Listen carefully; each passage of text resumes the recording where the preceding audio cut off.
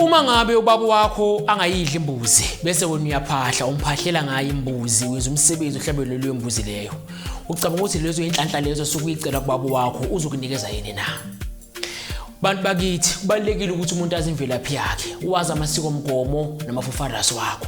Ngoba uma ngabe kini imvu bengasebenziswa yona bese uyaphahla sebenzise imvu, angeke bakunikeze lokho wena bokudinga. Ngakho ngibuza ngithi uma ngabe ubaba wakho beyangayidli imbuzi, ngoba kunabantu abangayidli imbuzi, angayidli imbuzi, wena uthi uphahlela yena umenzela ubaba wakho umsebenzi, uhlabelwe leyo mbuzi leyo.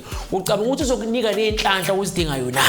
Ngeke akunikeze, ngoba uzovela ukuthi hayi lo uyangichwenza uyangidelela, uzoyenzela mina umsebenzi angihlabela isilwane bengasidli akukhabe ngaso bese umuntu ezokwenza ibheda kakhulu kunakuqala. Ngakho namhlanje sinabantu abathi ngayenza umsebenzi othile into zami zaba mnyama, kunabantu abathi ngayenza umphahlo othile into zami zavele kakhulu. Is because uyenze ngendlela e-wrong, hayi ukuthi wenza into e-wrong. Uyakwazi ukwenza into e-right but ngendlela e-wrong bese everything ibe wrong. Ngakho ke kubalekile ukwazi imvelaphi yakho, imvelaphi goes a long way. Ukuphahla kubalekile, wena nje thola ukuthi uphahla kanjani nokuthi iliphi idlozi kumele ukuthi ulivuse elokwembethe elavuka ngawe lokho uzokwazi ukulunga ziqonde ziye phambili. Yamacala sethi ukuthi ukhumbule ayikho inkinga nasixazululo, ngoba into benkinga kusho khona isixazululo.